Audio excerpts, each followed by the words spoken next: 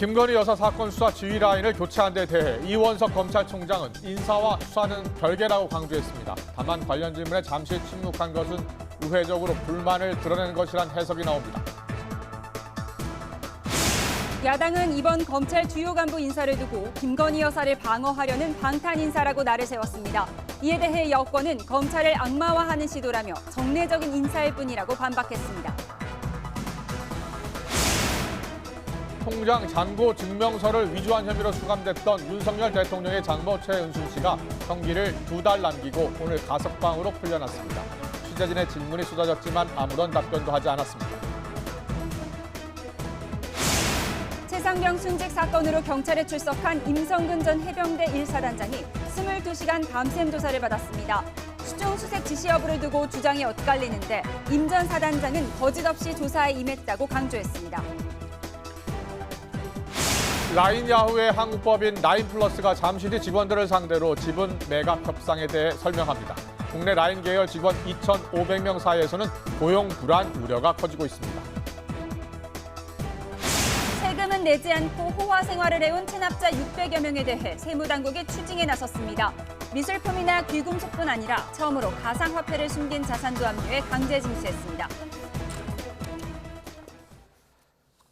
네, 검찰 인사 관련 후폭풍 소식입니다. 어제 서울중앙지검 지휘라인과 대검찰청 참모진이 대거 교체된 데에 대한 질문을 오늘 이원석 검찰총장이 받았습니다.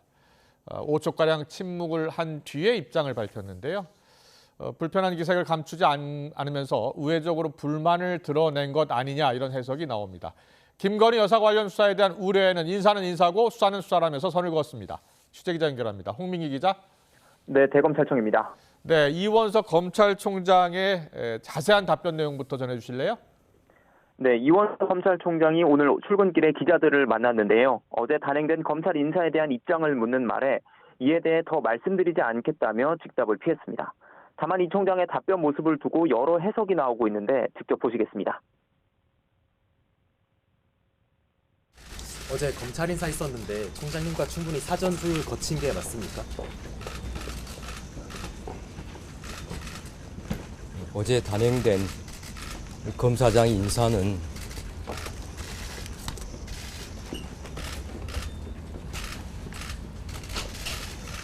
제가 이에 대해서 더 말씀드리지 않겠습니다. 네, 대답 전 굳은 표정으로 5초 넘게 뜸을 들였는데 이번 검찰 고위직 인사에 대해 우회적으로 불만을 표현한 게 아니냐는 관측이 나오고 있습니다. 이 총장은 후속 인사 시점에 대해서도 자신이 알 수 없는 문제라며 선을 그었는데요. 이를 놓고 이번 고위급 인사 역시 사전 조율이 부족했다는 의중을 드러낸 거 아니냐는 해석이 나옵니다.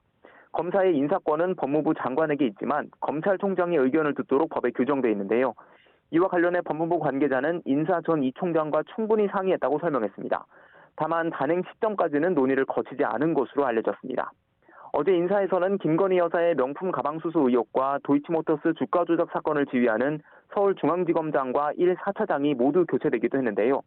명품 가방 수수 의혹을 신속히 수사하라고 지시한 지 11일 만에 인사가 이뤄지면서 수사에 차질이 빚어지는 게 아니냐는 질문에 이 총장은 어느 검사장이 오더라도 수사팀과 뜻을 모아 원칙대로 수사할 거라고 답했습니다.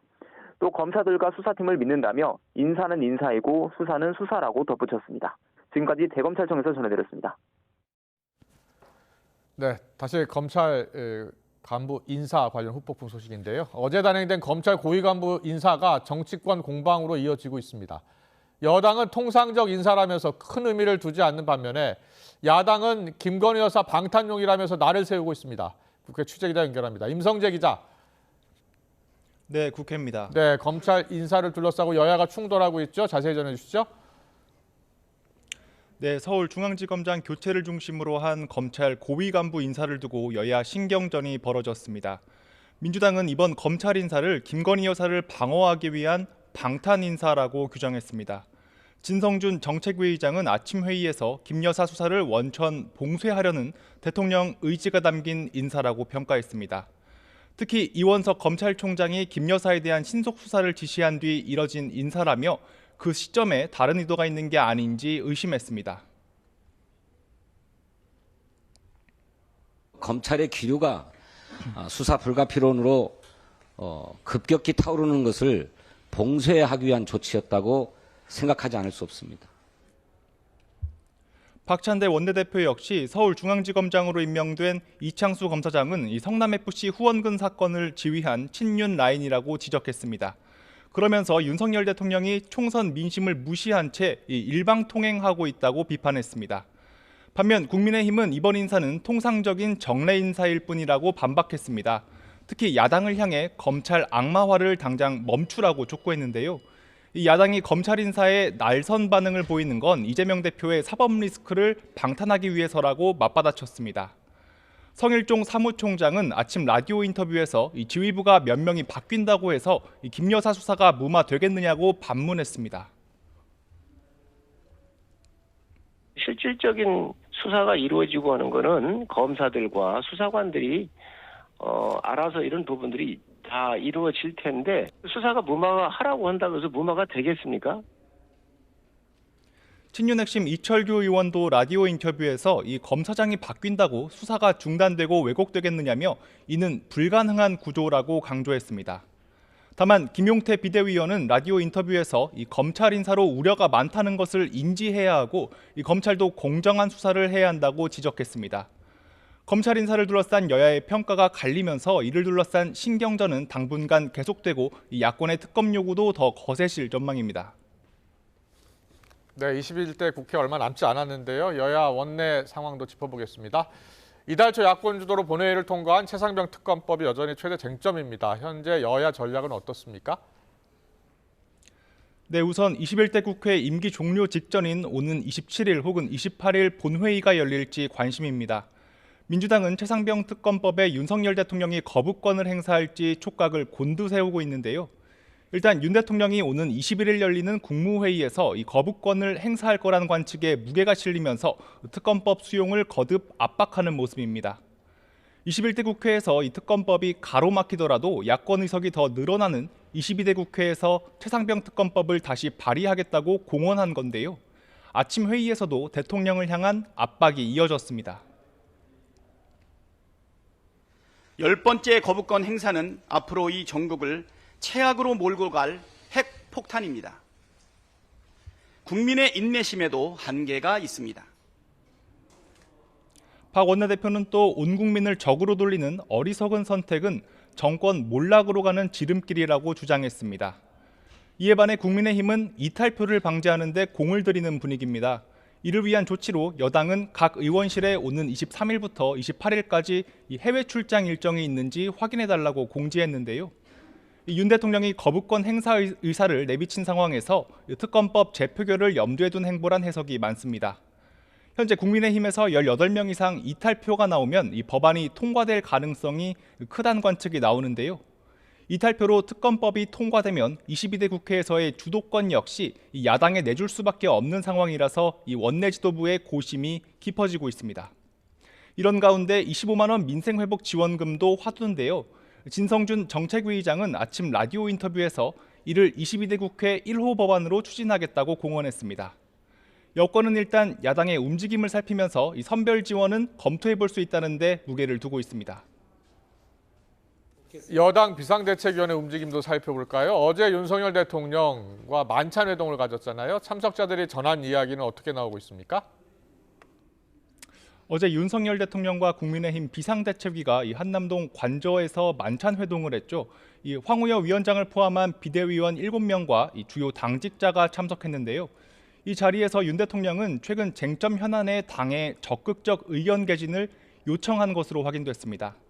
한 참석자는 YTN과의 통화에서 이 윤 대통령이 전반적인 정치 현안에 의견을 달라고 말했다고 전했습니다. 특히 여기엔 특검과 거부권 행사 등이 포함됐다고 밝혔는데요. 이 특정한 주제의 특검을 거론하진 않았지만 이 최상병 특검에 대한 제의 요구권, 즉 거부권을 행사할지를 두고 당의 의견을 경청하겠다는 취지로 읽힙니다. 이 총선 패배와 관련해선 민의를 잘 받들고 더 많이 수용해야 한다고 말한 것으로 파악됐습니다. 이 밖에 윤 대통령은 라인 야후 사태와 관련해서도 언급한 것으로 전해졌는데요. 우리 기업에 불이익이 없는 것이 중요하고 감정적 대응은 도움이 되지 않는다는 취지로 발언한 것으로 알려졌습니다. 국민의힘 비대위는 오늘은 국립현충원을 참배했습니다. 이 황우여 위원장은 방명록에 선열의 숭고한 건국 정신을 이어받겠다고 적었습니다. 이어 총선 참패 원인을 분석하기 위한 총선백서 특별위원회 회의에 참석해 이 독립적으로 백서를 작성하되 이 개인의 책임을 추궁해서는 안 된다고 밝혔습니다. 당대표가 사퇴한 것으로 정치적 책임은 봉합하자. 주어를 당으로 해서 당이 이렇게 했는데 이런 문제가 있고 이런 결과가 나왔다. 특위는 서울 지역 출마자를 만나 이 총선 패인에 대한 의견을 들었는데 이 낙선자를 중심으로 이대로 가다간 보수 정당이 서울에서 소멸할 수 있다는 쓴소리가 이어진 것으로 파악됐습니다. 특위는 앞으로 경기, 충청, 호남 지역을 돌며 지역 간담회를 열 예정입니다. 계속해서 민주당 소식 알아보겠습니다. 이재명 대표는 아직 휴가 복귀 전입니다. 곧 복귀하죠. 당 안팎에서 대표 연임론이 계속 확산하고 있다고요? 네, 민주당 이재명 대표는 내일까지 휴가 기간을 갖습니다. 이 당 대표로서 당무 복귀는 모레로 전망되는데요. 이 기간 향후 전국에 대한 전반적인 구상을 했을 것으로 예상됩니다. 가장 관심을 끄는 건 이 당내에서 힘을 받고 있는 이 대표의 연임론에 대한 생각입니다. 이 대표는 아직 자신의 연임론에 대해 구체적인 의견을 밝힌 적은 없는데요. 그런데도 당 최고위를 중심으로 이 대표 연임을 요구하는 목소리가 계속되고 있습니다.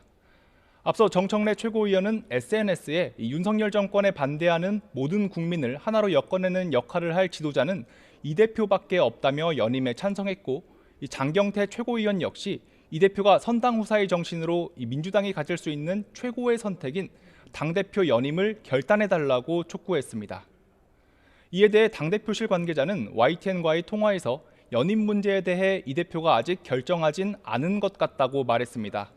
이 최고위를 중심으로 나오는 연임론 자체는 알고 있다며 이 대표가 공식 언급을 하진 않으니 이 상황을 기다려봐야 한다는 취지로 답했습니다.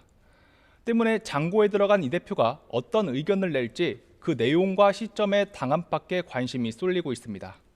지금까지 국회에서 전해드렸습니다. 해병대 최상병 순직과 관련해 지휘부의 과실치사 여부를 수사하는 경찰이 임성근 전 해병대 1사단장을 사고 10달 만에 소환했습니다.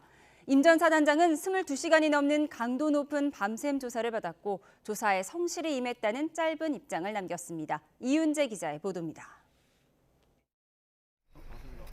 임성근 전 해병대 1사단장이 다소 지친 모습으로 걸어 나옵니다. 22시간 동안 이어진 경찰의 강도 높은 밤샘 조사를 마치고 나온 겁니다. 임 전 사단장은 조사에 거짓 없이 성실하게 임했다고 강조했습니다. 고 최상병 부모님께 전에 약속한 대로 정확한 진상 규명을 위해서 1.1획 거짓됨 없이 진실되고 성실하게 조사에 임했습니다. 자신에게 적용된 업무상 과실치사 혐의를 부인했느냐는 질문이나 외압 의혹과 관련한 질문에는 답하지 않았습니다. 앞서 조사 전에는 수중 수색 지시는 하지 않았다며 자신에게 적용된 혐의를 부인했습니다. 그간 검증되지 않는 각종 허위의 사실과 주장들이 난무했습니다. 제가 하지도 않는 수중 수색 지시를 제가 했다고 10개월째 주장하고 있습니다. 하지만 임 전 사단장의 수중 수색 지시 정황이 담긴 녹취가 공개되기도 했습니다. 방금 여단에 전화 오셨는데 사단장님께서 옆에 계신데 하라 정상적으로 하라고 16시까지인가라고 하라고 하셨답니다. 사단장님께서. 경찰은 임 사단장에 대한 조사 결과를 분석한 뒤 또 다른 인물을 소환할지를 검토할 계획입니다. 정치권에서 특검 논의가 이뤄지고 있는 가운데 해병대 지휘부 최고위급에 대한 소환 조사까지 마친 경찰이 어떤 결론을 내릴지 주목됩니다. YTN 이윤재입니다. 한덕수 국무총리는 오늘 정부 세종청사에서 열린 국무회의에서 이태원 참사 특별법 등 법률안 9건을 의결했습니다. 한 총리는 특히 오늘 의결된 이태원 참사 특별법과 관련해 정부도 특별조사위원회 구성과 피해자 지원 등 후속 조치들이 차질 없이 추진될 수 있도록 최대한 지원하겠다고 말했습니다. 이어 특별법 의결로 우리 사회가 겪은 공동체의 아픔을 이겨내고 더 안전한 나라로 나아가는 계기가 되길 바란다고 덧붙였습니다.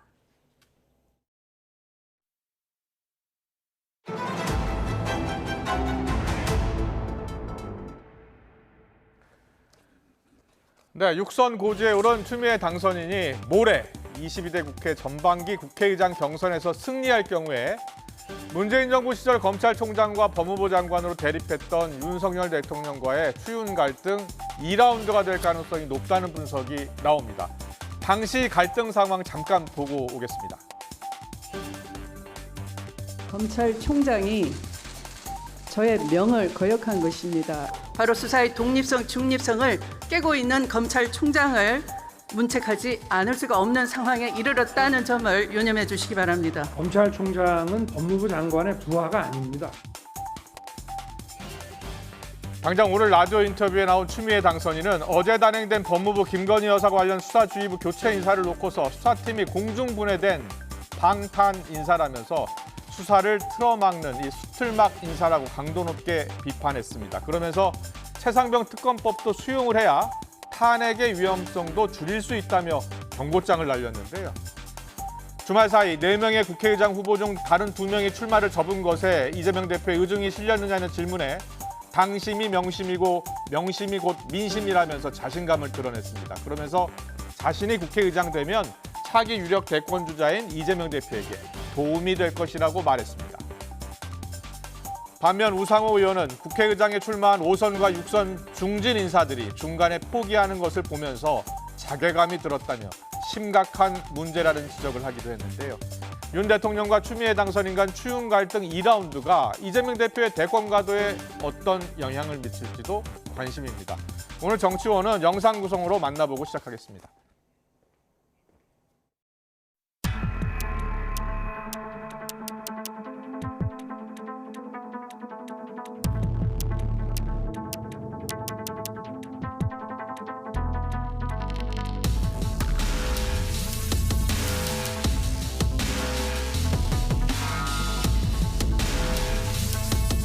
빨리 특검을 수용해서 조사를 하게 하는 것이 오히려 본인으로 향하는 탄핵 의혹 이런 것도 위험성을 줄일 수 있다.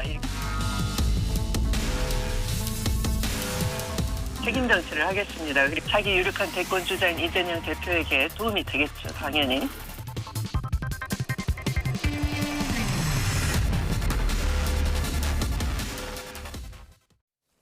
네, 오늘의 정치원 짚어보는 시간인데요. 박형수 국민의힘 의원, 강선우 더불어민주당 의원, 여야 국회의원 두 분과 함께 하나하나 자세히 짚어보겠습니다. 어서 오십시오. 안녕하세요. 네, 안녕하세요. 예. 추윤 갈등 2라운드는 잠시 뒤에 여쭤보고요. 먼저 법무부 인사 내용부터 좀 보겠습니다. 오늘 추미애 당선인이 이 수사를 틀어막기 위한 그런 인사 아니냐, 수틀막 인사라고 비판을 했어요. 정례 인사라고 국민의힘은 주장하고 있는데 실제로 검찰에 계셨으니까요. 이번 인사를 어떻게 보고 계시나요? 하실 말씀이 많으실 것 같은데 야당에서. 네, 먼저 제가 얘기할까요? 예.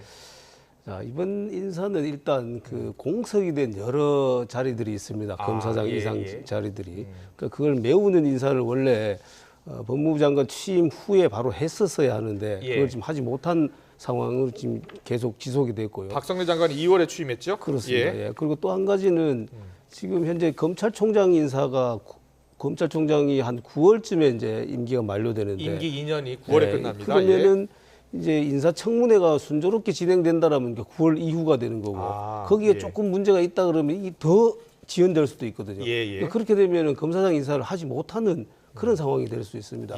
그래서 이 시점에서 검사장 인사를 하고 총장 인사는 이제 원포인트 인사를 아마 하게 되지 않을까 이런 보관들이 좀 있지 않았나 싶습니다. 그렇군요. 근데 이원석 검찰총장이 오늘 기자들 질문에 약 5초간 침묵을 해서 왜 5초간 침묵을 했을까? 근데 뭐 상의를 했다고는 법무부가 발표를 했는데요. 그렇습니다. 예. 근데 뭐 인사권이라는 게 기본적으로 법무부 장관에게 있고 거기에 검찰총장 의견을 개진하는 것인데 검찰총장의 의견이 받아들여지지 않을 수도 있는 것이죠. 그래서 아마도 이원석 총장 입장으로서는 본인이 얘기했던 인사에 대한 의견들이 좀 받아들여지지 않았다라고 좀 판단을 하는 것 같습니다. 그렇군요. 예. 야당은 강도 높게 비판하고 있습니다. 이게 뭐 방탄 인사 아니냐, 그리고 수틀막 인사? 수사를 틀어막기 위한 그런 인사 아니냐라고 강도 높게 비판하고 있는데요. 결론적으로 말씀드리자면 김건희 여사는 성역이다라고 천명한 그런 인사로 보여집니다. 예. 말씀하셨다시피 만약에 그런 공석인 자리를 메우는 인사였다면 검찰총장이 지방 출장을 가서 인사 발표가 나는지 모르고 있다가 급하게 일정을 취소하고 올라와야 되는 그런 인사 발표를 하지는 않겠죠. 예. 그리고 국민과 우리 더불어민주당이 지금 비판하고 있는 지점이 그 공석인 걸 메운 인사를 지금 비판하고 있는 건 아니지 않습니까? 예. 그 이 흐름을 쭉 보시면 이원석 검찰총장이 이제 김건희 여사 관련돼 가지고 수사를 신속하고 단호하게 하겠다고 이야기를 했죠. 그리고 나서 서울중앙지검에서 김건희 여사를 소환할 것이다라는 그런 이야기도 흘러나오기 시작했어요. 예. 그래서 그 수사를 담당하고 있던 그런 검사장급들 다 교체가 돼요. 물론 승진이라는 그런 포장지를 씌웠지만 알고 보면 자천성 인사라고 할 수밖에 네. 없겠죠. 이런 정례적인 인사가 그럼 9개월 만에 이렇게 대대적으로 이루어지는가? 검찰총장 임기 4개월 남겨놓고 검찰총장의 참모급, 검사장급 그런 참모급 인사들도 다 물갈이가 되는가? 이걸 가지고 정례적인 인사라고 할 수 있는가? 저는 국민들께서 과연 그렇게 보실까라는 생각이 들고 그리고 예. 윤석열 대통령은 참 정말 예전부터 그러셨지만 정말 눈치를 안 보신다. 그리고 정말 노골적으로 메시지를 내신다라는 생각이 듭니다. 이게 인사가 이루어진 것이지 수사는 제대로 될 것이라는 그런 국민의힘의 입장도 믿을 수가 없는 것이 결국은 인사가 수사에 대한 그 여러 가지 메시지를 주는 거 아니겠습니까? 예. 그럼 지금까지 수사를 계속 지휘해오던 그런 검사장급들이 싹 교체가 됐는데 그럼 이 수사 상황 파악하는 데만 해도 시간이 걸리잖아요. 신속하고 단호한 수사 이루어질까요? 자, 이원석 검찰총장이요. 오늘 출근길 입장 표명을 하기도 했는데 지난 2일이었습니다. 전담 수사팀 구성을 하고 명품백 수수 의혹 관련해서 철저하고 신속한 수사를 지시했어요. 당시에 여야에서 다 저 수사 배경을 놓고서 여러 이야기가 나왔는데 여당 내에서도 왜 저렇게 전담팀까지 꾸리고 수사를 하지? 이래서 좀 고개를 갸우뚱한 의원들이 있었다고 하더라고요. 당 분위기가 어땠습니까? 그 당시 때는? 뭐 그 당시에 검찰총장의 그런 발언은 예. 저는 통상적이다라고 그렇게 판단을 보셨군요. 했습니다. 예. 그동안 그 총선 때문에 미뤄져 왔던 수사를 지금 시작하는 것이니까 그렇게 얘기한다고 제가 지난번에 그렇게 말씀드렸고요. 지금 뭐 야당에서 이제 수틀막 인사다라고 얘기를 하는데 일단 검사장, 차장 이상 검사장만 교체가 된 것이고 실제 수사를 담당하고 있는 부장과 검사들 수사팀은 전혀 변동이 없습니다. 그래서 수사를 계속해서 할 것이고 저 역시도 지금 이번 수사에 대해서는 이게 조금 인사 시기나 배경에 대한 설명이 좀 부족했다라는 생각은 듭니다. 그렇군요. 제가 아까 말씀드린 바와 같이 이런 공석인 인사, 그다음에 총장 인사와 맞물려서 이렇게 해서 너무 늦어질 수 있다. 이런 설명을 충분히 하고 했더라면은 오히려 이런 오해나 공격이 줄어들 텐데 아무런 그런 설명 없이 인사를 하니까 이거 민정수석실을 부활한 게 이런 것 때문 아닌가? 안 그래도 지금 민주당에서 그렇게 공격을 하고 있는데 지금 그 공격을 도로 받게 생겼다는 거예요. 그다음에 또 총장이 지금 엄격한 수사를 지시했다. 이것도 역시도 아까 제가 말씀드린 그런 통상적인 수사인데 그 발언이 나오고 난 다음에 이렇게 인사를 하니까 거기에 대한 어떤 다른 차원의 어떤 인사 조치 아닌가. 이렇게 오해를 살 수 있는 여러 부분들이 있습니다. 이런 부분들은 충분히 설명을 했어야 된다고 생각합니다. 그렇군요. 이원석 검찰총장이 지난 2일 그 명품백 수수 의혹 관련해서 전담팀 구성하고 철저한 수사 이렇게 지시했더니 민주당에서는 좀 의혹의 눈길을 보냈잖아요. 특검 수사 방해하려는 것 아니냐. 이제 특검법이 입법이 되게 생겼으니 검찰 입장에서도 수사를 하지 않으면 안 되는 그런 상황으로 내몰린 것이죠. 그래서 이제 수사를 그렇게 적극적으로 하겠다라고 이야기를 하자마자 진짜로 하겠는데? 그런 생각이 들었겠죠. 그리고 불안하고 조급하지 않았겠습니까? 전혀 불안함이 없고 그래 수사로 명명백백하게 밝혀 아무 의혹도 없어 다 거짓이야였으면은 그대로 흘러가게 뒀겠죠. 근데 굉장히 급하게 그리고 거칠게 지금 브레이크를 확 밟은 거잖아요. 이게 만약에 의원님 말씀하셨다시피 차분하게 정례적인 인사였으면은 최재형 목사 소환 당일날 이렇게 인사 발표를 하겠습니까?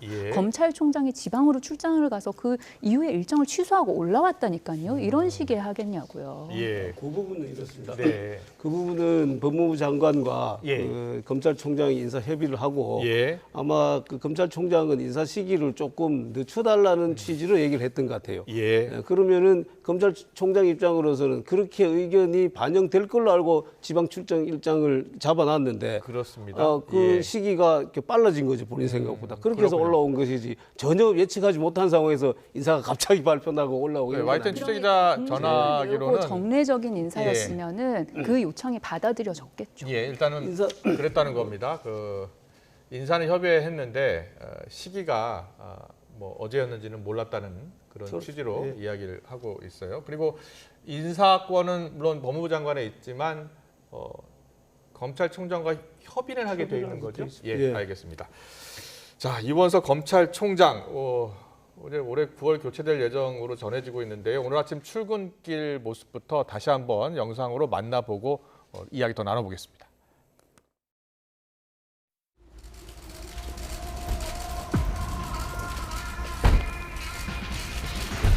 오로지 증거와 법리에 따라서만 수속하고 엄정하게 수사하고 앞으로 여러분들께서 수사 경과와 수사 결과를 지켜봐 주시기를 부탁드립니다.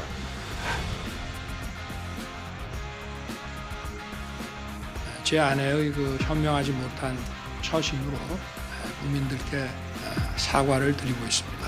제가 검찰 수사에 대해서 뭐 어떤 그 입장을 또는 언급을 하는 것이 또 오해가 일어날 수 있기 때문에 거기에 대해서는 제가 따로 언급을 하지는 않겠습니다. 2022년부터 6년째 서울중앙지검장을 지낸 송경호 검사장은 부산고검장으로 발령됐습니다. 김 여사의 명품 가방 의혹 수사팀을 산하에 둔 김창진 1차장은 법무연수원 기획부장으로. 네, 특히 이제 김건희 세력에 대한 불만이 검찰에서 있을 수 있다. 한동훈을 중심으로 한 이원석, 송경호, 김건희 수사를 하면서 개과시를 하고 있는 것 아닌가. 검찰총장이 최근 김 여사 관련 의혹에 대해 신속한 수사를 지시한 가운데 새로운 서울중앙지검장이 정치적으로 민감한 사건을 두고 어떤 리더십을 보일지 주목됩니다. 어제 검찰 인사 있었는데 총장님과 충분히 사전 조율 거친 게 맞습니까? 어제 단행된 검사장 인사는 제가 이에 대해서 더 말씀드리지 않겠습니다. 인사는 인사이고 수사는 수사입니다.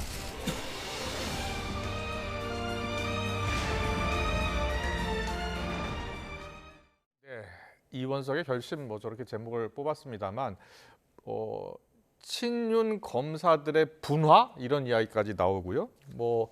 이 검찰청 주변에서는 윤곽은 한가원 뭐 이런 이야기가 나온다는 겁니다. 윤석열 대통령과 가까운 검사들과 또 한동훈 전 비대위원장과 가까운 검사들 사이에 어느 정도 지금 분화되고 있는 것 아니냐라는 그런 이야기가 나오고 있습니다. 그래서 궁금한 게 오늘 송경호 전 서울중앙지검장이 부산고검장으로 이제 발령이 났잖아요. 그리고 전주지검장이었던 이창수 지검장이 이제 올라오는 거예요. 근데 이창수 지검장이 윤석열 대통령의 대변인 역할, 임 역할을 했었다면서요. 굉장히 가까운 사이인가 봐요. 당연히 가까운 사이죠. 예. 그런데 거꾸로 이렇게 한번 물어보겠습니다. 예. 송경호 중앙지검장은 윤석열 대통령과 가까운 사이 아닌가요? 처음에 송경호 중앙지검장 임명할 때 야당에서 얼마나 공격을 많이 했습니까? 네. 다 친윤 일색인 그렇게 포진시킨다고 공격했잖아요.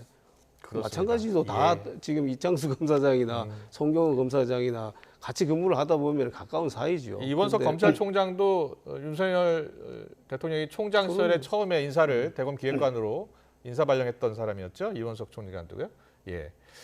그럼에도 불구하고 지금 일단은 이창수 서울중앙지검장 임명을 놓고서 이거 혹시 수사를 좀 제대로 하지 않기 위해서 하는 거 아니냐라고 이제 민주당은 계속 생각하고 있는 거죠. 이창수 신임 중앙지검장 같은 경우에는 당시에 추미애 법무부 장관 당시에 이제 윤석열 검찰총장 징계를 밀어붙일 때 그 당시에 이제 대변인이었던 것이죠. 그러니까 누구보다 윤석열 대통령과 가까울 것이고 그리고 신복이라는 그런 평가를 받으시는 분이죠. 그렇기 때문에 민주당과 그리고 국민께서 그런 의혹의 눈길을 보내시는 거예요. 송경호 그 중앙지검장이 소환 조사할 수도 있다 이런 분위기가 흘러가고 난 다음에 바뀌었단 말이에요. 그러면은 그 처음에 가까웠던 관계 그대로 그 예. 김건희 여사 수사에 관한 입장이 이렇지 않았다면 과연 교체가 됐을까에 대한 의문이 계속해서 남을 수밖에 없는 거예요. 그 네. 가까웠다 안 가까웠다에 대해서 비판을 하고 하지 아니하고 그런 것이 아니고요. 그러면은 과연 이 교체의 이유가 어느 누가 봐도 좀 물음표가 드는데 예. 이분이 계속해서 이 수사를 잘 해나갈 수 있을까?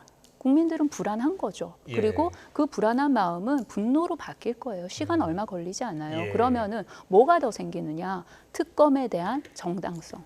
특검을 해야만 한다라는 여론이 더 커질 수밖에 없어요. 예. 저는 이번 검찰 인사 윤석열 대통령의 자충수라고 생각합니다. 근데 이제 그 부분에 대해서 야당의 입장에 대해서 제가 한 말씀 드리자면 그러면은 이렇게 검찰총장이 신속 수사를 지시하고 했을 때 야당이 환영했습니까? 그런 특검을 회피하기 위한 술수다, 꼼수다 이렇게 비판을 했잖아요. 근데 그렇게 그러면은 송경호 검사장이 그대로 수사를 했으면은 제대로 수사를 하고 바뀌면 수사가 안 된다, 깔아뭉갤 것이다 이렇게 판단한다면 그때 잘한다고 했어야죠. 계속해서 수사를 하라고 했어야죠. 박형수 그렇지 의원님은 않잖아요. 그 밑에 이제 아직 그 수사를 지금 하고 있는 부장 검사들이나 밑에 검사들은 바뀌지 않은 상황이기 때문에 성일정 의원 말대로 뭐 무마하려고 한다고 해서 무마가 될 수 있겠느냐라는 생각에 동의하시는 거죠? 저는 당연히 그렇게 생각하고요. 오히려 거꾸로 자, 저는 솔직히 말씀드려 제 지금까지의 20년 이상의 검사 경험이나 또 지금 그 법률가로서 살아온 이 경험에 비추어 보면은 명품백 사건은 사실은 이건 제가 뭐 사실관계 직접 조사를 안 했기 때문에 뭐 단언적으로 얘기할 수는 없습니다만은 보도에 나온 것만으로 본다라면은 이거는 피의자 조사 없이도 각하해도 될 사안이라고 저는 생각을 합니다. 법리상으로 볼 때 청탁금지법의 뇌물수수 부분에 맞지가 않아요. 그런데 지금 이렇게 됨으로 인해 가지고 최소한 저는 서면 조사 정도는 할 수밖에 없는 상황으로 오히려 가는 거 아닌가. 저는 이런 생각이 오히려 들 정도예요. 그래서 이거를 뭐 수사가 지금 검사장 교체된다고 해서 정상적으로 진행 안 될 거라든지 또는 뭐 흐지부지 이렇게 될 거라든지 저는 오히려 거꾸로라고 생각합니다. 그 검찰청 내부에서는 김건희 여사를 관련해서 소환 조사해야 되는 것 아니냐라는 검사들의 의견도 있었다는 이야기 있더라고요. 근데 그 부분은 모든 조사에서 원칙은 소환 조사하면 좋지요. 그런데 검찰 입장에서는 소환 조사하는 게 좋습니다. 그런데 당사자의 입장에서는 가능하면 소환 조사를 안 하는 게 좋습니다. 국민의 편익을 위해서는 소환 조사하지 않고도 사건을 처리할 수 있다라면 안 하는 게 맞는 것이죠. 그거를 굳이 국민들의 시각이 있기 때문에 제가 안 되더라도 소환해야 된다. 이건 또 잘못된 생각입니다. 알겠습니다. 자, 일단은 1차장 검사, 2차장 검사, 3차장 검사인가요? 지금 일단은 검찰총장, 서울중앙지검장까지 이제 인사가 있었고요. 또 밑에 이제 1차장, 2차장, 3차장, 4차장 검사 인사가 곧 있을 예정이죠. 이 차장 인사는 이미 했고 신임으로 임명을 해야 되잖아요. 누가 임명될지 아직 모르는 거죠. 모르죠. 누가 임명될지 또 꼭 지켜봐야 된다고 합니다. 알겠습니다. 다음 이슈로 넘어가겠습니다. 어느 때보다 경쟁이 치열했던 22대 국회 전반기 의장 선거를 앞두고 친명계 후보 추미애 당선인으로 빠르게 정리가 돼가고 있습니다. 그 배경에 관심이 쏠리고 있는데 추미애 당선인이라고 이제 해야 될 것 같습니다. 전 장관으로 이제 많이 저희가 호칭을 불렀는데 추미애 당선인이 지금 뭐 유리한 상황입니까? 어떻게 지금 뭐 국회의원 되셨으니까 이제 재선이시니까 투표하셔야 될 거 아니에요, 그죠? 사실 이 당내 선거가 예측이 가장 어렵긴 해요. 그래요? 그래서 원내대표 선거 결과가 예측이 가장 어렵고 그리고 국회의장 선거도 사실 당내 선거지 않습니까? 그래서 예측이 굉장히 어려운 상황인데 근데 이게 이제 그 많던 후보들이 어느 정도 좀 숫자가 정리가 되고 나니까 그에 대해서 비판적인 그런 목소리를 내시는 분들도 계신 것 같아요. 근데 좀 복기를 해보면은 사실은 국회의장 후보가 이렇게 많았던 적이 좀 이게 오히려 이례적인 거죠. 그래서 그 이전을 좀 살펴보면은 이렇게 후보 등록이나 아니면은 공공연하게 이런 출마의 변을 밝히기 전에 조금 교통 정리가 됐었던 경우들이 많다. 그러니까 어느 시기든지 간에 후보들끼리 좀 단일화를 하거나 아니면은 내가 출마를 좀 하려다가 철회를 하거나 이런 일들은 언제든 있어 왔었던 거예요. 그리고 국회의장뿐만이 아니라 다른 자리 또한 근데 그런데 이번에는 이제 그 출마 그 후보자 등록을 하고 난 다음에 그렇게 조금 정리가 된 면이 있어서 이게 네. 좀 이럴 수가 있나라고 의아해하실 수도 있는데 그런데 예. 어떤 선거든 후보자가 많은 경우에는 이게 정리가 되는 것이 그렇게 이례적인 경우가 아니다라는 경선 말씀드립니다. 룰도 만들었잖아요. 그랬었죠. 경선 왜냐하면 룰을 당시 만들어서 이제1, 후보자가 2 후보를 많았으니까. 다시 또 붙여서 과반 이상 얻게. 원래는 민주당 당규에 보시면은 국회의장의 선출은 종다수에 의해서 되는 거였어요. 네. 그러니까 1등만 되면은 되는 거였죠. 그런데 만약에 예를 들어서 후보가 5인 이상이다, 6인 이상이다를 가정을 했을 때 그렇다면 저희 의원 숫자로 나누기를 대충 단순 산식으로 해보면은 예를 들면 한 20표 이상만 받아도 민주당의 그 국회의장 후보자가 될 수 있는 거예요. 그러면 이게 맞나? 대표성을 띌 수 있나?라는 그런 의문이 있었죠. 그렇다면 그래서 후보자가 결선룰을 도입한 거군요. 네, 이렇게 많은 경우를 대비를 해서 그렇게 해서 결선룰을 도입을 했었죠. 알겠습니다. 네.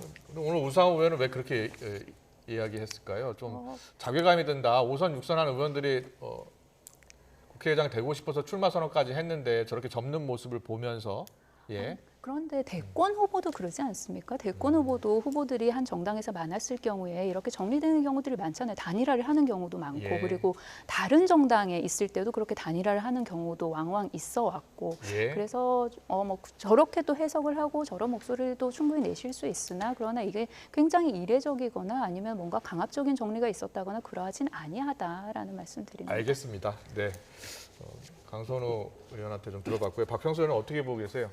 자, 지금 뭐 등록을 하기 전에 후보가 단일화됐냐, 등록을 한 후에 후보가 단일화됐느냐, 이거 중요한 거 아닙니다. 그건 등록 후에도 할 수 있고 등록 전에도 할 수 있어요. 그리고 모든 선거에 그럴 수 있습니다. 여기에서 이례적인 것은 뭐냐면은 당사자들의 의사가 아닌 누군가의 의사, 누군가의 지시에 의해서 이렇게 됐다. 지시라고 하면 또 뭐 거부감이 들 수도 있습니다만 본인들의 의사가 아닌 누군가의 다른 사람의 의사에 의해서 이렇게 조정되는 모양. 이것이 이례적이고 민주적이지 않다라는 것이지 본질은 거기에 있는 것이거든요. 박찬대 원내대표가 권유했다는 설이 있는데 다 뭐 양측에서 부인하고 있기 때문에.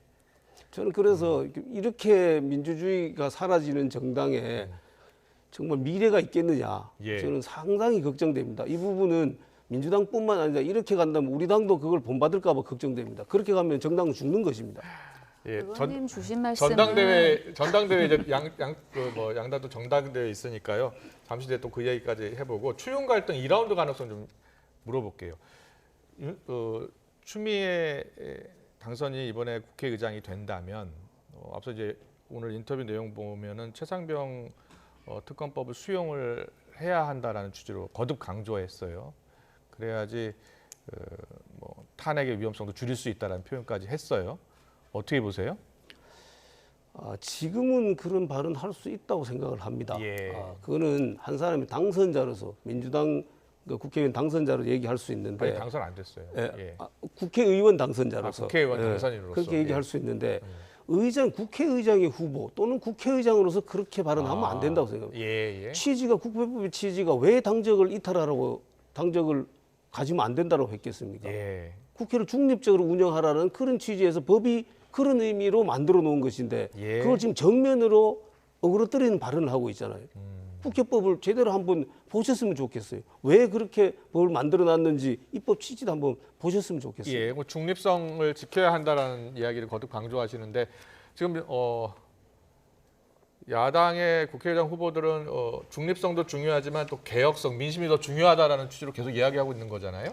그 국회의장이 중립을 지켜야 한다는 것이 그 정말 기계적인 그런 중립을 지키라는 건 아닌 것이잖아요. 그러니까 정말 사회자로서 국회의장이 있는 게 아니라는 그런 말씀 드립니다. 그 당적을 가지면 안 된다는 것이 어떤 본인의 정치적인 가치나 견해나 소신까지 있어서는 아니 된다라고 규정을 해놓은 건 아니지 않습니까? 지금 현재 추미애 당선인 같은 경우에는 국회의장 후보자로 나온 거예요. 국회의장을 뛰는 사람으로서 본인의 여러 가지 정치적인 견해, 소신 얼마든지 저는 밝힐 수 있는 것이라고 생각이 들고요. 그리고 아까 그 의원님께서 말씀 주신 것 중에 이렇게 누군가의 뜻에 의해서 정리가 됐다고 말씀을 주셨는데 확인된 사실이 아니지 않습니까? 그리고 의원님 잘 아시다시피 5선, 6선 의원들이세요. 이곳에서 30년 이상 정치를 하신 분들인데 누군가의 뜻에 의해서 내가 이러저러하게 하는 것을 그냥 딱 말 듣고 접는다? 저는 그건 그건 있을 수 없는 일이라고 생각합니다. 예. 그런 일이 벌어지고 있지 않습니까? 있을 수 없는 일이라고 생각합니다. 알겠습니다.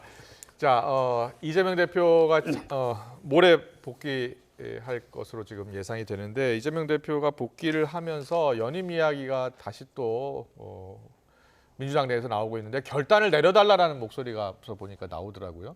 민주당에서는 이제 이재명 대표 연임에 대해서 반대하는 목소리는 없는 것 같던데요. 반대하는 목소리 지금 있습니까?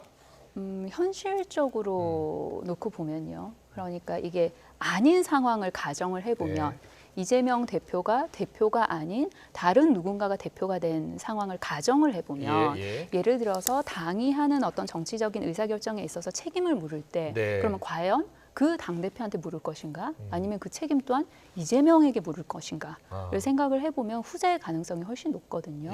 그리고 이번 총선 민심의 결과는 윤석열 정권 심판이었잖아요. 그럼 윤석열 정권 심판을 다시 정당의 입장에서 해석을 하면은 정권을 바꾸라는 얘기인 거예요. 그러면은 그 정당 입장에서는 그 정권을 바꾸기 위해서 우리가 정권을 다시 찾아오기 위해서 가장 효율적인 방법을 선택할 수밖에 없어요. 그러면 그 민심을 윤석열 정권을 심판할 그 민심을 가장 단단하게 가장 크게 누가 구심점이 돼서 뭉칠 수 있느냐. 저는 그 판단이 기준이 돼야 된다고 보고 그리고 그 물음에 있어서 지금 현재로서는 이재명 대표다라는 답이 가장 선명하지 않나라는 생각입니다. 예, 그렇군요.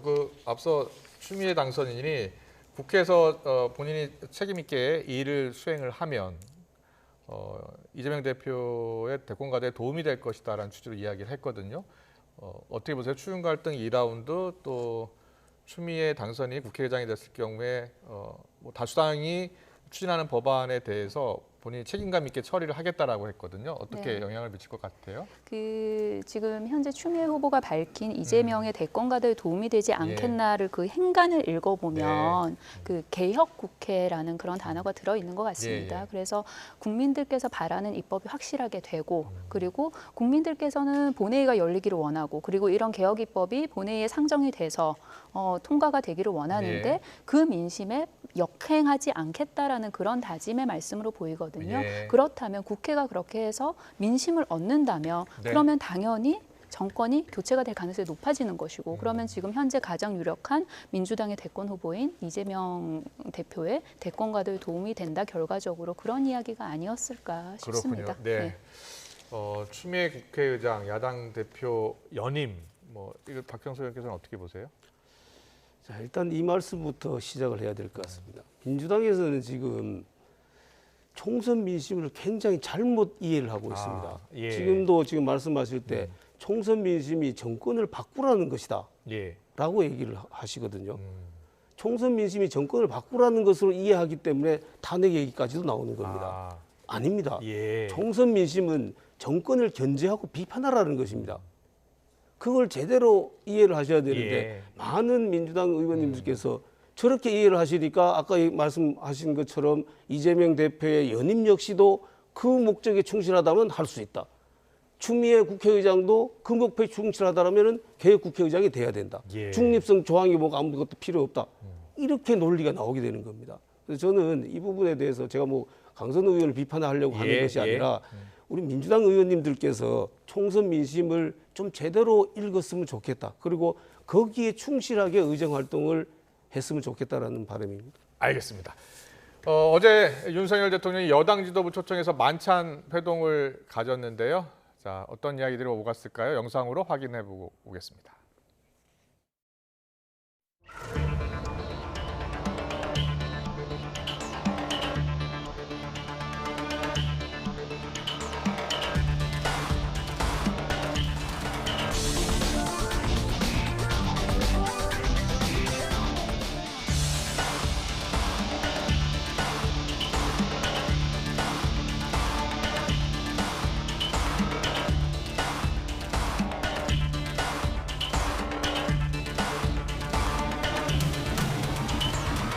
결심이 아직 확고하게 어떻다라는 것은 표명은 안 했지만 마음은 기울지 않았나 이런 생각이 들 정도입니다.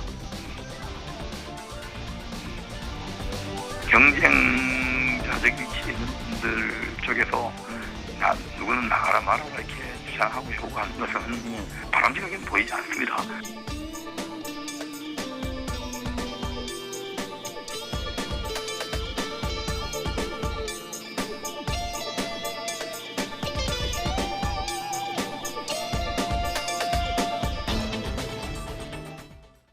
박형수 의원 또 당선인 나와 계시니까 또 자세히 물어볼게요. 먼저 경선 룰이요. 아직 결정은 안 됐습니다만 지금 당원 100%인데 여론조사 반영을 할지를 놓고서 고심하고 있다면서요. 어떻게 될 것 같습니까? 글쎄, 어떻게 될 것 같다고 예측한다라는 당내 게 여론은 조금 어때요? 제 입장으로 그렇습니다. 예, 당내 여론만 제 입장이 어떠냐부터 말씀드릴게요. 예. 저는 이 룰이 바뀔 때 사실 이렇게 100% 룰로 바뀌는 거는 무리다라고 얘기를 했습니다. 작년에 바뀌었잖아요. 네, 작년에 바뀔 예. 때부터. 이 정당이라는 것이 후보자가 이미 나와서 뛰고 있는 상황에서 그 룰을 갑자기 바꿔버리면은 예.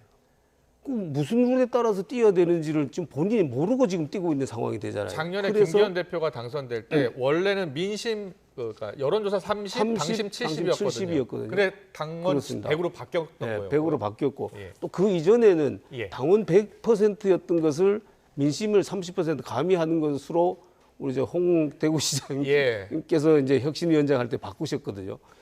저는 그러니까 그때 이렇게 갑자기 이렇게 바뀌는 것은 맞지가 않다. 맞지 않다. 그렇기 때문에 예. 조정하더라도 어느 정도 비율로 8대2로 한다든지 뭐 예를 들어서 당원들의 비중을 높이자고 한다라면 예. 이렇게 가야 되지. 어느 순간 확 이렇게 바뀌는 것은 더더군다나 보수 정당으로서는 그러면 안 된다라는 거였거든요. 저는 이번에도 마찬가지라고 생각합니다. 100% 당심을 바꾸는 거는 좋은데 막 5대5로 또 막 이렇게 갔다가 막 널뛰듯이 5대5로 바뀌었다가 막 100% 됐다 이렇게 하는 것은 적절하지 않다. 그래서 뭐 7대3이나 8대2는 적절하게 좀 종전으로 돌아간다든지 이번에 알겠습니다. 많은 부분에 그분이 비판이 있었잖아요. 그런 예. 비판이 있으면은 그 비판을 수용해서 그걸 고치는 것도 비대위가 할 일이거든요. 그래서 그런 부분들을 충분히 좀 논의를 하고 당원들 또 국회의원들 또는 낙선자들 전체 얘기를 좀 들어서 이번에 결정을 하고 전당대회를 치렀으면 좋겠습니다. 알겠습니다. 두 번째 한동훈 전 비대위원장 지금 이상민 의원은 출마 쪽으로 기울이지 않았나 이렇게 생각한다라고 하던데. 예. 글쎄요, 그분은 뭐 어떤 루트를 통해서 그 얘기를 들었는지 모르겠습니다. 저로서는 이제 그런 얘기를 뭐 들은 바는 없는데 저는 그게 과연 당으로서 바람직한지는 조금 생각해봐야 될 것 같습니다. 우리가 어느 순간에 예전에는 뭐 대선에서나 이렇게 패하면은 뭐 외국 갔다 있다고 오고 몇 년 동안 정치를 성찰하고 이러고 또 다시 또 등판한 경우도 있었습니다만 이게 너무 빨라지는 것 같아요. 이게 언제부터 시작됐는지 뭐 굳이 뭐 연을 따지지는 않겠습니다만 근데 최근 들어서 그게 너무 빨라져서 이게 과연 정치가 국민들한테 좀 반성하고 성찰하는 모습을 보인다 이렇게 인식될 수 있을까? 저는 그런 측면에서 우리 당이라도 좀 그런 모습을 좀 보여줘서 정치가 좀 진지한 이런 모습을 국민들한테 좀 각인시켜줬으면 좋겠다. 그런 생각. 한동훈 전 위원장이 원희룡 전 장관 만난 것은 어떻게 보세요? 그건 뭐 원희룡 장관께서 먼저 아마 연락을 했다라고 들었는데 저는 뭐 충분히 그럴 수 있다고 생각. 어쨌든 지금 현재로서는 가장 유력한 뭐 주자인 것 같고 한동훈 비대위원장이 그리고 그 출마 여부에 따라서 많은 부분이 달라질 수 있으니까 그런 부분에 대한 얘기도 좀 나누지 않을까 싶습니다. 알겠습니다. 이제 강선 의원께 여쭤볼게요. 어떻게 여당 이제 전당대회 가 이제 곧 시작이 될 것 같아요. 한 2달 남은 것 같은데. 네. 아까 우리 의원님께서 민주당이 총선 민심을 잘못 읽고 있다고 하셨는데 저는 국민의힘이 좀 그런 것 같아요. 그러니까 한동훈 비대위원장 같은 경우는 비대위원장이 당대표잖아요. 당대표잖아요. 그러면은 총선에서 참패한 당대표예요. 근데 몇 개월 후에 있는 전당대회에서 한동훈 위원장이 다시 거론이 된다? 이게 국민의힘이 과연 민심을 제대로 읽은 것인가? 라는 그런 의문이 들고요. 그리고 제가 아까 같은 생각이신 것 같은데 그거는. 국회의장 관련해가지고 중립이고 뭐고 아무것도 필요 없다 그런 취지로 말씀드린 건 아니고요. 이 중립이라는 단어에 대해서 어떤 조작적 정의가 얼마든지 달라질 수 있다라는 그런 취지에서 드렸던 말씀입니다. 어제 윤 대통령과 여당 지도부 만찬 때 여러 이야기가 나왔을 텐데 이 특검 또 거부권 행사 관련 얘기도 나온 것으로 전해지고 있거든요. 거부권이야 윤석열 대통령이 지금까지 끊임없이 행사를 해왔고, 그리고 저는 관련해가지고 윤석열 대통령이 크게 입장이 달라지지 않을 거라고 생각을 합니다. 그렇다면 이제 키를 쥐고 있는 것은 국민의힘이에요. 저는 국민의힘이 정말로 전향적으로 특검 받아야 된다고 생각을 합니다. 협조해야 된다고 생각을 합니다. 김건희 여사의 여러 가지 의혹도 물론 이건이와요. 특히나 이 해병대원 최해병 사건 같은 경우에는 우리 아들이 군대에 가서 그 뭐가 떠내려오는지 모르는 물이에요. 장갑차가 못 버티고 나간 곳이에요. 거기에 구명조끼 하나 입지 못하고 해병대 빨간 티셔츠 보이는 채로 해가지고 해서 들어갔다가 목숨을 잃었어요. 근데 왜 죽었는지, 어떻게 죽었는지, 누가 명령을 내렸는지, 이후에 수사는 어떻게 됐는지 몰라요. 거기에 관여가 되어 있다고 추측이 되는 사람들, 이종섭 전 국방부 장관 호주 대사로 갔다가 들어왔어요. 그리고 심지어 총선에 공천을 받아서 나간 분들도 계세요. 이런 사건이에요. 이거에 대해서 대통령은 거부를 하든 말든 저는 국민의힘은 정말로 그러면 안 된다고 생각해요. 국민의힘 얘기가 나왔으니까요. 자, 최상병 특검에 대해서는 일단 이 설명부터 드릴게요. 지금 방금 말씀하신 최상병의 사망의 원인이 되는 그 수사에 대해서는 어느 누구도 반대하지 않습니다. 거기에 누가 관련돼 있고 무슨 국방부 장관이 관련돼 있든지 뭐 아니면은 뭐 해병대 사령관이든 일사단장이든 누구든 아니면 뭐 소대장이든 누구든 거기 관련돼 있다면은 엄정하게 처벌하고 수사해야 된다는 거예요. 아무도 반대하지 않아요. 거기에 지금 이제 소위 말하는 외압 부분이라는 부분이 있지 않습니까? 이 부분은 중립성이 갖춰지지 않은 특검을 했을 때는 굉장한 부작용이 일어날 수 있다는 겁니다. 그래서 지금 정말로 민주당이 저렇게 생각하신다면 지금 국민의힘과 합의해서 일단 먼저 그러면은 최상병의 사망 원인을 규명하는 특검 통과시키면 됩니다. 그리고 그 후에 외압 부분에 대한 그 특검은 중립성을 충분히 갖추고 난 다음에 하자. 재논의할 수 있거든요. 그러니까 이렇게라도 하면은 저는 정치가 국민들한테 좀 좋은 모습을 보여주는 거 아닐까 싶습니다. 이걸 한꺼번에 묶어서 특검 추천 자체를 민주당이 하도록 하고 그중에서 대통령이 고르게만 하면 이런 독소 조항이 있는 상황에서는 우리 당이나 정부에서는 받아들일 수 없는 것이죠. 알겠습니다. 이 이슈 외에도 지금 불거진 라인 사태 있잖아요. 라인 사태 대응이 너무 미흡한 거 아니냐고 야당에서 계속 이야기를 하고 있어요. 어제 뭐 대통령실 입장이 나오긴 나왔는데요. 좀 더 적극적인 조치를 취했어야 된다라는 야당 주장에 대해서는 어떤 생각이세요? 자, 기본적으로 이 문제는 저는 이렇게 생각을 합니다. 이건 개별 기업이, 민간 기업이 회사를 어떤 방향으로 운영을 할 것인가, 이걸 매각을 해서 다른 사업에 투자를 할 것인지, 아니면 지금 뭐 구체적인 얘기까지 나옵니다. AI 부분에 투자를 할 것인지, 아니면은 이 부분, 일본 부분에 대해서는 일본의 경영권을 넘기고 동남아 부분에서 경영권을 확보한다든지 이런 여러 가지를 지금 고민을 하고 있다라고 들었어요. 라인이 거기서 일본에서 투자를 했고 그 추가 투자 여부라든지 매각 여부를 스스로 결정하는 게 아니라 일본 정부에서 압박을 가했다는 게 그게 문제잖아요. 그 부분은 저는 충분히 우리도 대응을 해야 된다고 생각해요. 그래서 그 부분에 대한 대응이 좀 늦었다, 이런 부분에 대해서도 우리는 그런 비판을 좀 받을 필요가 있다고 생각합니다. 가기부 장관이 차관이 또 나와서 설명을 하면서 일본의 입장에서는 뭐 지분 매각이 아닌 그런 표현은 없었다고 하는데 그렇지 않거든요. 자본관계 재조정이라는 말이 그 말이거든요. 근데 그거를 그렇게 설명을 하거나 또는 대응이 좀 늦었다라는 부분에 대해서 우리는 그 부분에 좀 단호하게 대처를 했어야 된다. 그 부분에 대해서는 최소한 이 자본관계 재조정이라는 거는 이거는 민간의 영역에 우리가 정부가 관여하는 거 아니냐. 그렇게 관여한다라면 우리가 자시하지 않겠다. 이 정도의 성명이나 발표는 좀 일찍 나왔어야 된다. 알겠습니다. 여당에서는 여야가 좀 머리를 맞대서 좀 대응을 더 하는 게 어떻겠느냐라는 이야기까지 나왔는데요. 그러니까 이 일을 기업 간의 일로 치부를 해버리면은 아무런 답이 안 나옵니다. 기업 간의 일이 아니지 않습니까? 그 사기업 간에 그 서로 예를 들어서 이런 걸 뭐 M&A를 하자든지 이런 걸 매각하자든지 그 기업 간의 대화로 시발된 일이 아닌 거잖아요. 일본 정부가 행정 조치를 해요.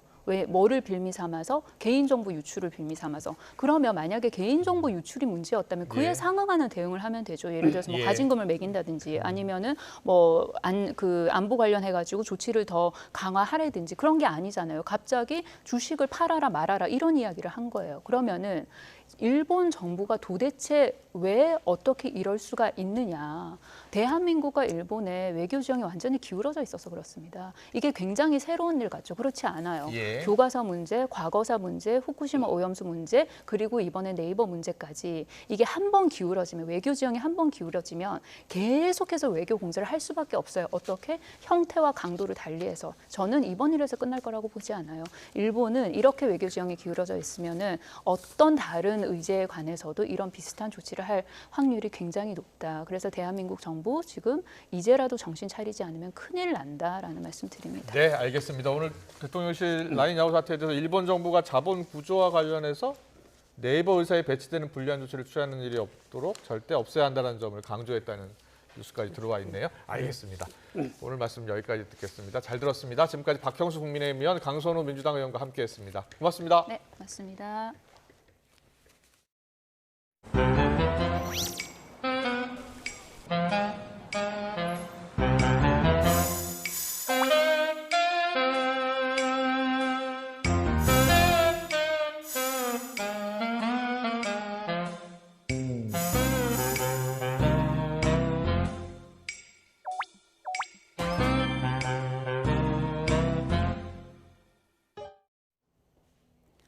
화면으로 보는 이슈온입니다. 오늘은 YTN으로 시청자가 제보해주신 영상 먼저 보시죠. 초여름 날씨에 때 아닌 눈이 내리는 걸까요? 마치 눈 내리듯 뭔가가 흩날리는데요. 일명 팅커벨로 불리는 동양 하루살입니다. 지하철 내부벽과 조명, 또 광고판에 다닥다닥 붙어있는 모습이 불쾌감을 일으키기도 하는데요.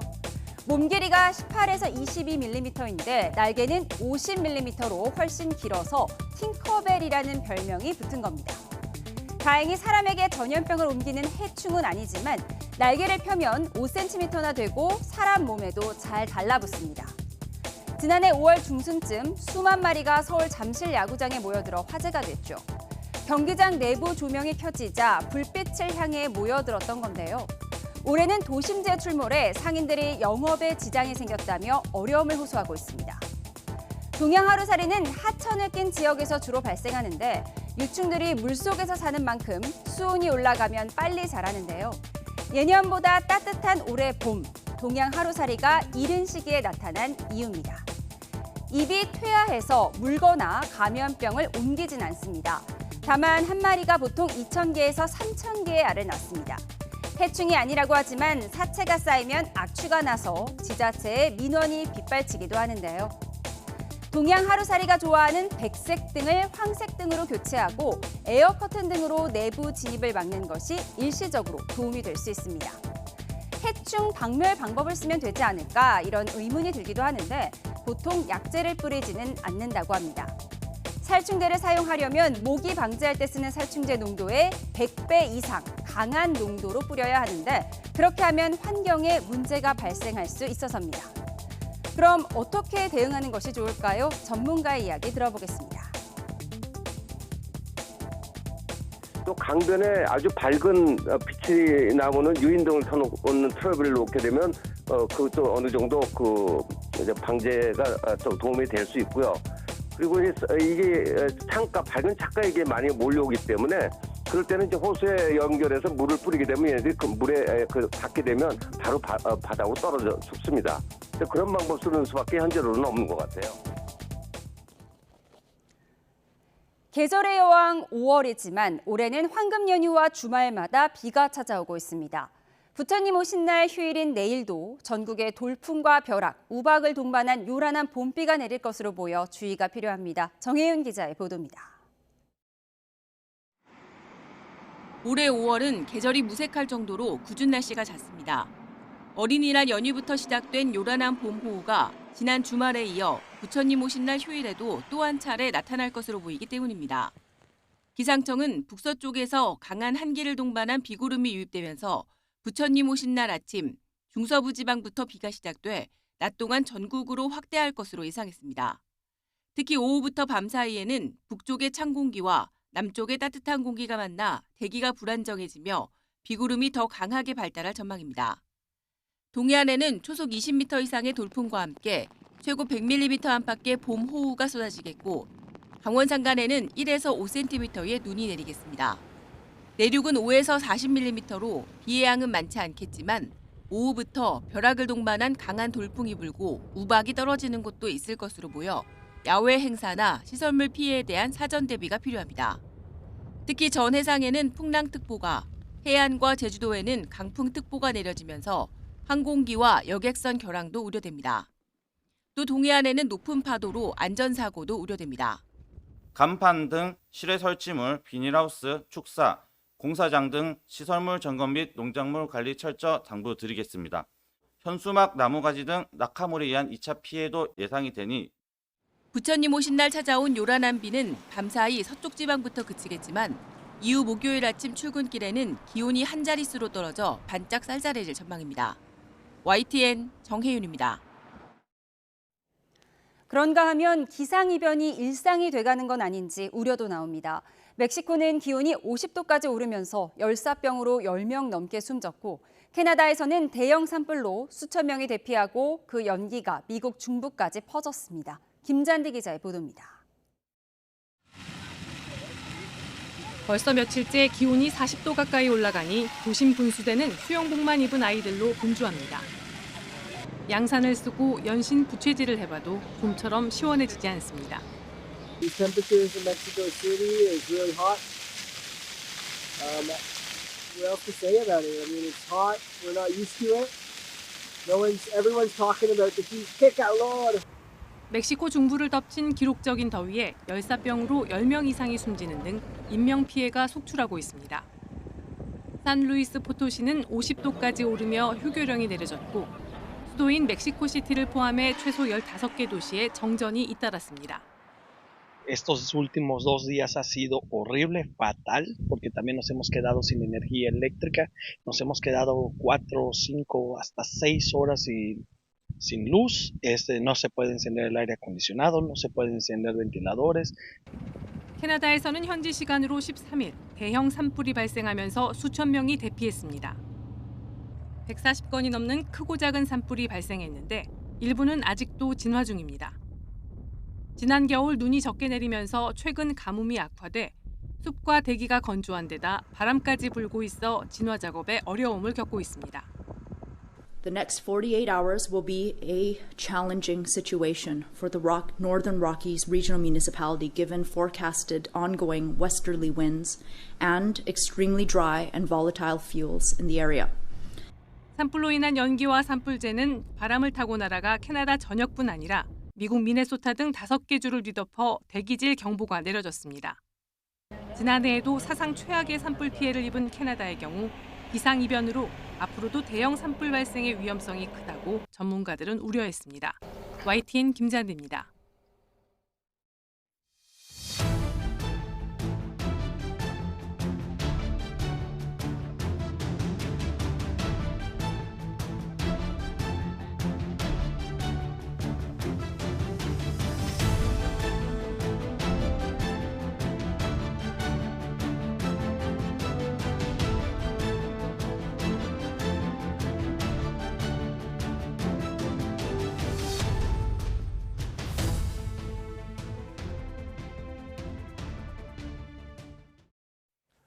네, 뉴스원 사건 사고 소식으로 이어가겠습니다. 태국 파타야에서 30대 한국인 남성 관광객을 납치해서 살해한 혐의를 받는 용의자 1명이 캄보디아에서 추가로 검거됐습니다. 경찰은 남은 공범 1명도 태국 주변국으로 달아난 것으로 보고서 행방을 쫓고 있습니다. 윤웅성 기자의 보도입니다. 태국 파타야에서 발생한 한국 관광객 살인 사건의 용의자 1명이 캄보디아에서 붙잡혔습니다. 경찰은 공범 2명과 함께 30대 한국인 관광객을 살해한 혐의를 받는 27살 A씨를 우리 시각으로 오늘 새벽 0시 10분쯤 캄보디아 프놈펜에서 검거했다고 밝혔습니다. 경찰은 A씨가 캄보디아로 도주한 사실을 확인하고 태국과 베트남, 캄보디아 등 동남아에 파견한 경찰 주재관들과 추적해왔다고 설명했습니다. 이 과정에서 한국인이 프놈펜에서 목격됐다는 첩보를 입수한 경찰은 인터폴에서 적색 수배서를 발부받아 현지 경찰과 함께 A씨를 검거했습니다. 경찰은 A씨가 붙잡힌 캄보디아와 살인사건이 발생한 태국 측 경찰과 국내 송환 일정을 협의하고 있는데 현지에서도 수사가 진행되는 만큼 압송이 지연될 가능성도 있습니다. 앞서 그제 저녁 또 다른 공범 20대 B씨는 몰래 국내로 들어와 전북 정읍에 있는 주거지에서 머물다가 긴급 체포됐습니다. B씨는 경찰 조사에서 혐의를 부인하고 있는 것으로 알려졌습니다. 이들은 지난 3일과 4일 사이 태국 파타야에서 34살 한국인 남성 관광객을 살해하고 시체를 저수지에 유기한 혐의를 받습니다. 경찰은 태국 주변국으로 도주한 것으로 알려진 나머지 공범 1명의 행방도 쫓고 있습니다. YTN 윤웅성입니다. 태국 파타야 한국인 납치 살해 사건 피의자 가운데 국내에서 붙잡힌 20대 남성 B씨에 대해선 경남경찰청이 살인 방조 혐의로 구속영장을 신청했습니다. B씨는 이달 초 태국 파타야에서 30대 한국인을 납치 살해하고 시신을 유기한 범행에 가담한 혐의를 받고 있습니다. 서울 강남역 근처 건물 옥상에서 여자친구를 흉기로 살해한 혐의를 받고 있는 의대생, 검찰에 넘겨졌습니다. 서울 서초경찰서는 오늘 오전 살인 혐의로 20대 의대생 A씨를 구속 송치했습니다. 경찰은 조만간 사이코패스 진단 검사를 할 예정입니다. 검찰로 넘겨지기 전 A씨는 취재진 질문에 묵묵부답으로 일관했습니다. 직접 보시겠습니다. 이별 통보받고 범행 계획한 게 맞습니까? 처음부터 살인 의도 있었습니까? 언제부터 범행을 계획한 겁니까? 범행 은폐하려고 한 거 맞나요? 지난 프로파일러 면담 때 어떤 얘기 하셨는지. 피해자에게 미안하지 않으십니까? 한 말씀 해주세요.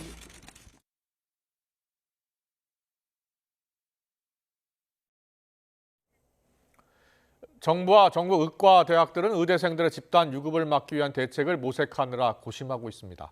만약 집단 유급 사태가 현실화할 경우엔 당장 내년도 신규 의사 배출 자체가 막히는 등 상당한 차질이 불가피하기 때문입니다. 윤서훈 기자의 보도입니다. 전국 의과대학들이 의대생들의 집단 유급을 피하려고 대책을 찾고 있습니다.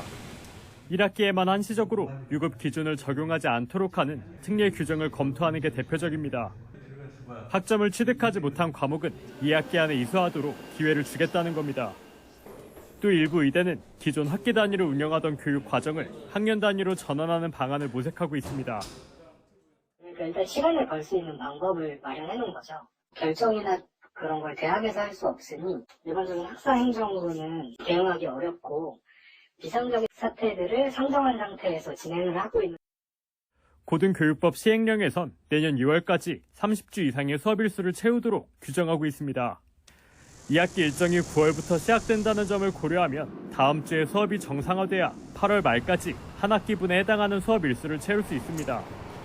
하지만 다음 주부터 의대생들이 수업에 복귀할 가능성은 여전히 크지 않습니다. 이 때문에 특혜성 조치라는 비판을 감수하면서 정부가 각 의대에 긴급 대책을 마련하도록 요청한 겁니다. 당장 의대 본과 4학년이 집단 유급할 경우 내년에 배출되는 의사가 거의 없을 수도 있습니다.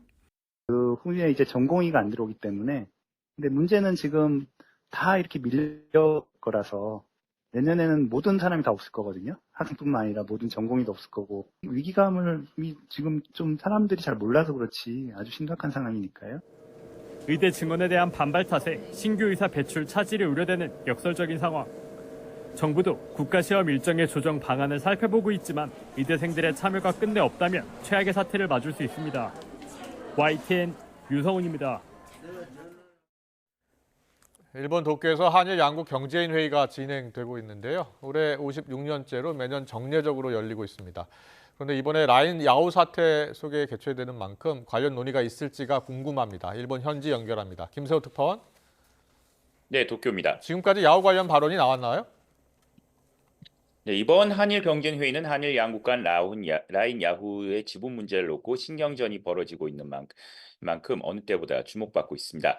오늘 회의에 앞서 김윤 한일 경제협회 회장 등은 도쿄 총리관저에서 어제 기시다 후미오 총리 등 일본 고위 관료들을 잇따라 만났습니다. 기시다 총리는 일본 정부, 국회, 민간 등 모든 차원에서 양국 협력을 더 폭넓고 견고하게 만들겠다고 밝혔습니다. 다만 기시다 총리와의 면담에서 라인 야후와 관련한 언급이 있었는지는 확인되지 않고 있습니다. 오늘 경제회의에서는 아직까지 라인 야후와 관련한 직접적인 언급은 나오지 않았습니다. 다만 윤덕민 주일 한국 대사는 축사에서 뼈있는 언급을 했는데요. 윤 대사는 한일 정부가 기업들의 상호 투자를 적극 환영하며 공정한 비즈니스 환경을 마련하고 유지해야 한다고 말했습니다. 그러면서 자유시장 경제 원리, 투자자 보호는 한일 정부가 공유해야 할 중요한 가치임이 분명하다고 강조했습니다. 이는 일본 총무성이 라인 야후의 네이버와의 자본 관계를 재검토하라는 행정 지도와 관련해 우리 기업이 부당한 대우를 받아서는 안 된다는 점을 우회적으로 촉구하는 것으로 보입니다. 네, 계속해서 일본 언론들은 어떻게 이 관련 뉴스를 보도하고 있습니까? 우선 진보 성향인 일본 도쿄신문은 라인 야후와 관련해 한국 언론이 일제히 비판적인 보도를 하고 있고 한국 기업이 만든 서비스를 일본이 강탈한다고 받아들이는 분위기가 퍼지고 있다고 전했습니다. 또 더불어민주당 이재명 대표가 자신의 SNS에서 행정지휘를 지휘한 마스모토 다케아키 총무상이 이토 히로부미 후손이라는 점을 인용했다며 대한민국 사이버 영토 라인 침탈이라고 쓰고 윤석열 정부의 대응이 소극적이었다고 비판했다고 보도했습니다. 또 다른 진보 성향인 마이니치 신문은 조국 혁신당 조국 대표가 독도를 방문해 독도를 자기 땅으로 주장하고 라인을 빼앗으려는 일본에 경고하라고 윤 정부에 촉구한 내용을 소개했습니다. 극우 성향의 산케이 신문도 조국 대표가 대일 관계를 중시하는 윤석열 정권을 비판했다며 라인 야후와 관련해 한국 여론의 반발이 강해지고 있다고 분석했습니다. 이런 가운데 일본 총무성은 오늘 기자회견에서도 라인 야후의 행정 지도를 한 것은 경영권 관점이 아니라고 기존 입장을 되풀이했습니다. 그러면서 라인 야후가 추후 어떤 재검토 방안을 취할 것인지 보고서에서 확실히 확인할 것이라고 강조했습니다. 지금까지 도쿄에서 전해드렸습니다.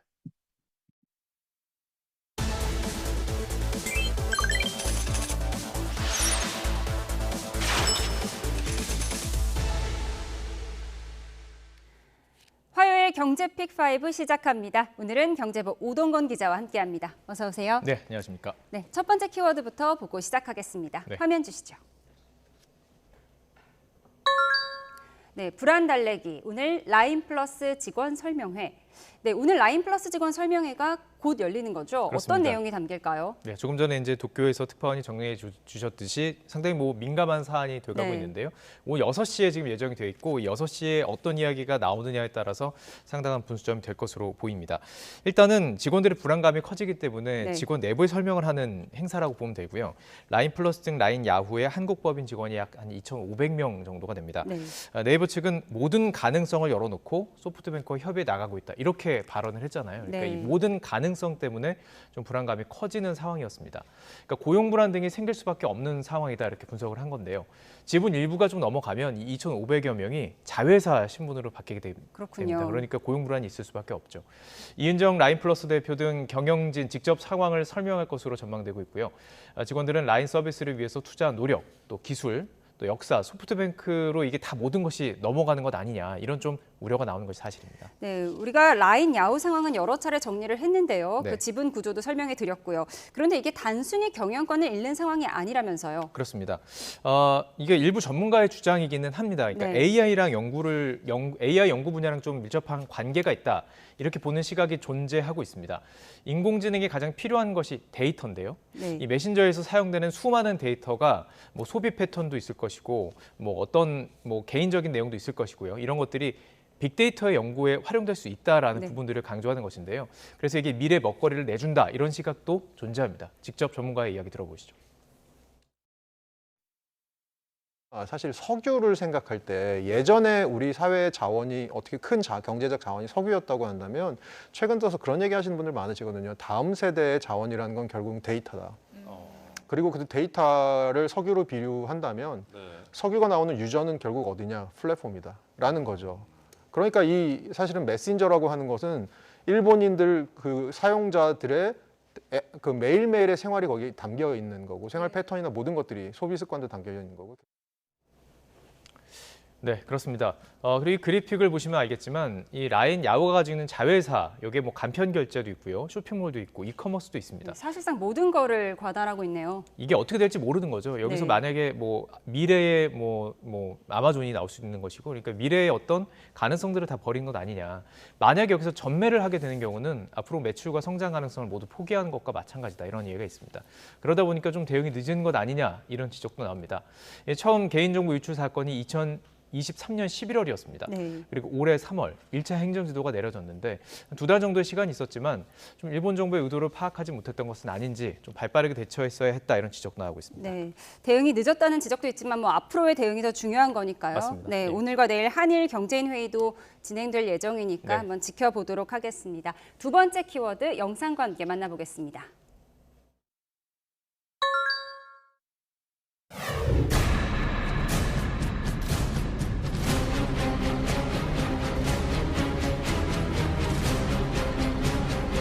저는 인정할 수 없어요.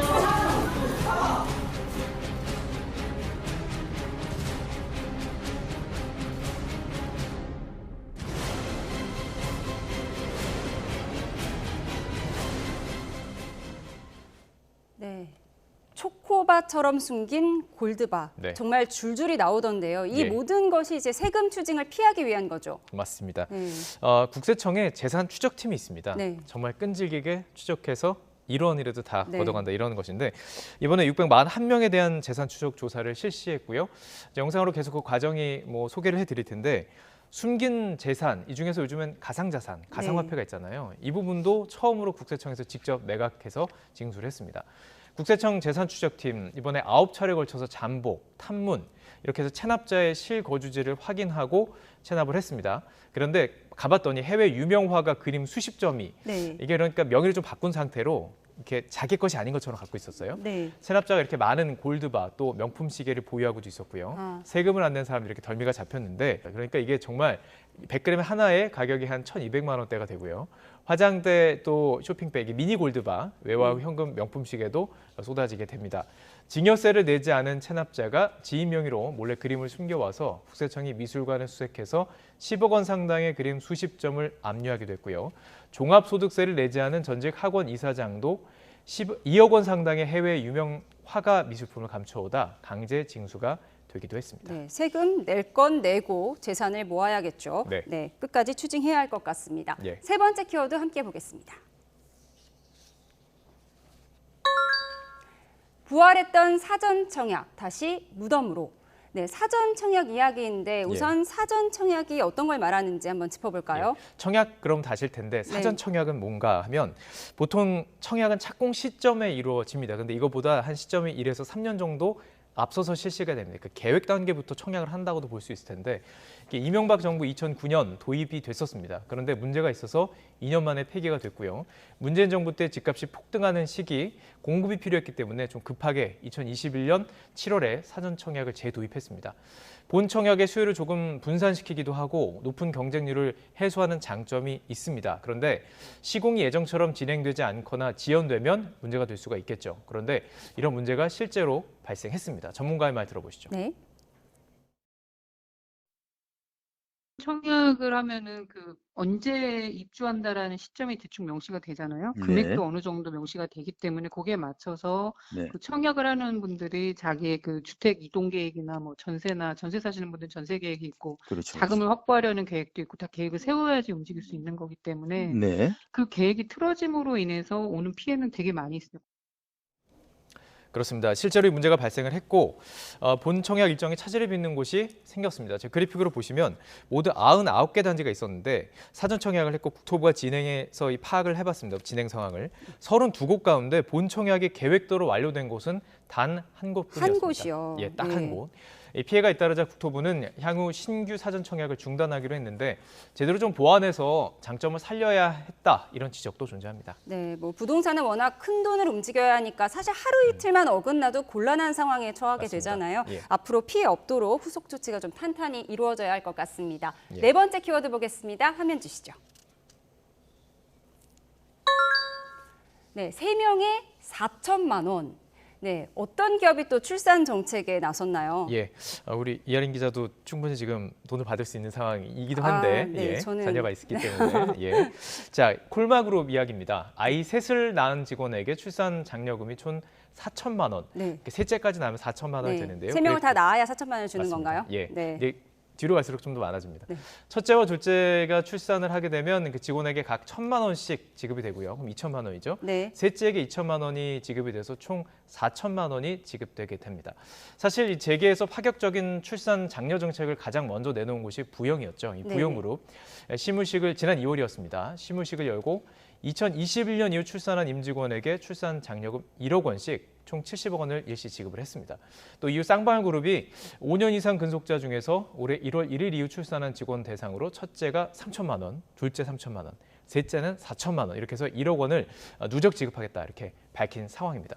우리나라 지난해 합계 출생률 아시죠? 0.72명. 네. 예, 정말 심각한 상황이고 올해는 0.6명대가 나올 수도 있다. 이런 전망이 나오고 있기 때문에 기업들도 칼을 빼든 것 같습니다. 네. 사실 얼마 전에 권익위 설문조사가 있었잖아요. 네. 한 3분의 2가량이 뭐 이런 정책들이 출산 동기부여가 된다라고 답했는데 네. 과연 이런 민간 기업들의 움직임 어떤 영향을 줄지 지켜보도록 하겠습니다. 5번째 키워드 영상과 함께 보겠습니다. 학원은 올려 못생겼다고 이제 웬만한 상처도 완나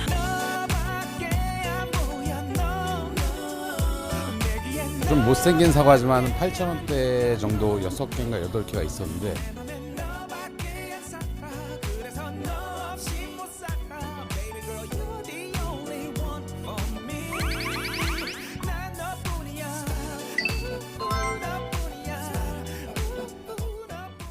네, 이번에 그 못난이 네. 사과, 보조개 사과 들어보셨어요? 네, 좀 많이 사 먹습니다. 맞습니다. 사실 뭐 맛은 상관이 없잖아요. 네, 네. 알다시피 제가 이제 마트 취재 많이 가니까 네. 실제로 못난이 사과를 찾는 분이 많았습니다. 뭐 보조개 사과라고도 들어보셨을 네. 텐데 이렇게 흠이 약간 보조개 같다. 네, 그래서 부르는 예쁜 건데요. 표현이죠. 맞습니다. 네. 좀 예쁘게 부르는 게 좋을 것 같은데 자 이마트를 보면요, 이 보조개 사과 같은 경우는 지난해 같은 기간과 비교했을 때 91.5% 그러니까 2배 가까이 2배가 매출이 됐군요. 늘었고요. 지난 3월에도 이마트는 일반 상품보다 한 40% 저렴하게 10,000원 초반대 보조개 사과를 판매했고 이 물량이 250톤인데 일주일 만에 다 팔렸습니다. 네. 롯데마트도 보시죠. 지난 뭐 양배추와 무 한 개 흠이 있는 것을 제품을 시중보다 한 30% 저렴하게 판매했는데 역시 첫날 입고량의 90% 거의 다 팔렸다고 봐도 될 것 같습니다. 네. 킴스클럽도요. 지난해 5월 아예 이 못난이 채소만을 모아파는 코너를 차렸고 올해 1분기 채소류 매출이 이 덕분에 전년 대비 한 36% 성장을 했습니다. 못난이 사과도 따로 파는데 전년보다 50% 이상 늘어난 상황입니다.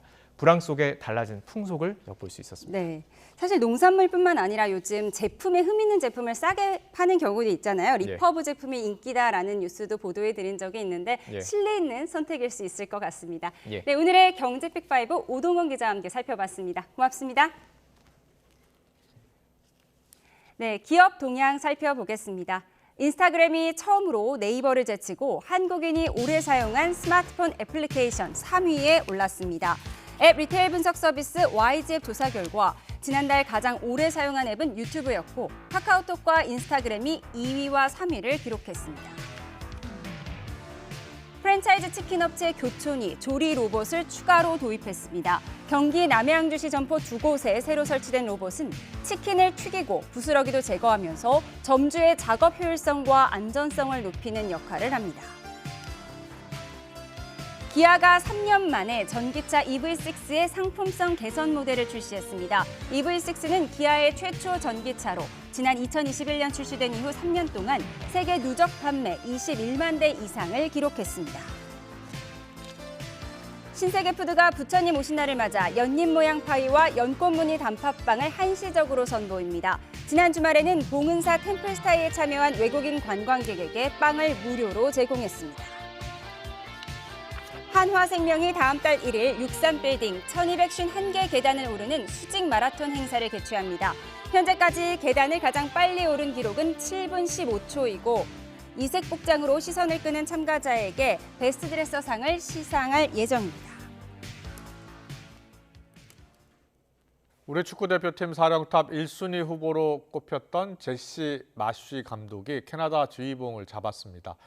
부족한 예산과 촉박한 시간, 또 높은 팬들의 눈높이까지 우리 축구협회는 여전히 감독 선임에 어려움을 겪고 있는데 임시사령탑 체제가 장기화할 가능성도 있습니다. 조은지 기자의 보도입니다. 살츠부르크에서 황희찬을 지도해 국내 팬에게도 익숙한 제시 마쉬 감독. 51살 젊은 나이와 프리미어리그 경험, 강한 압박에 기반한 공격 축구 스타일 등 우리 축구대표팀 새 사령탑 1순위로 꼽혔는데 결국 캐나다 지휘봉을 잡게 됐습니다. It's going to be so excited about and ready to support and we're going to play with power and inspiration and we're going to go for it. 마쉬 감독은 축구협회 정혜성 전력강화위원장과 지난달 영국 런던에서 만났지만 돈 문제에서 이견을 좁히지 못해 협상이 결렬됐습니다. 마쉬 감독은 직전 리즈 유나이티드에서 60억 원 두둑한 연봉을 받았는데 축구협회는 세금 빼고 200만 달러가 상한선인 걸로 전해졌습니다. 클린스만 감독을 경질하고 벌써 석 달째 선임의 마지노선으로 정한 5월 초중순에 플랜 A가 무산된 겁니다. 천안 축구센터 건립과 클린스만 감독의 위약금 등 가뜩이나 빠듯한 협회 살림을 고려하면 마쉬는 애초에 오르지 못할 나무였다는 자조 섞인 발언도 축구계에서 나옵니다. 차선책으로 거론되는 기네슈와 카사스, 라즈 감독 역시 원하는 조건이 크게 다르지 않을 뿐더러 나이나 경험, 위약금 등 약점이 뚜렷합니다.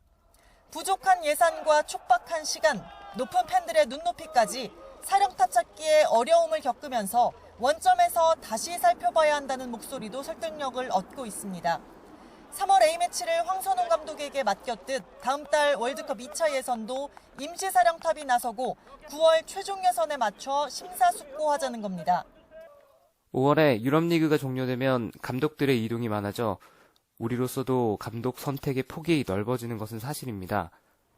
축구협회는 협상은 계속 진행하고 있다면서 다양한 가능성을 폭넓게 검토하고 있다고 원론적인 입장을 내놨습니다. YTN 조은지입니다. 수비 중에 왼쪽 어깨 탈구로 교체된 샌프란시스코의 이정우 선수가 부상자 명단에 올랐습니다. 현재 언론은 이정우가 MRI 검사를 받았고 팀 주치의와의 치료 계획을 상의할 것이라면서 치료 일정은 내일 명확해질 전망이라고 보도했습니다. 앞서 이정우는 어제 신시내티와의 경기에서 상대 타자의 홈런성 타구를 잡으려다 펜스에 부딪히면서 쓰러졌고 어깨 탈구 진단을 받았습니다.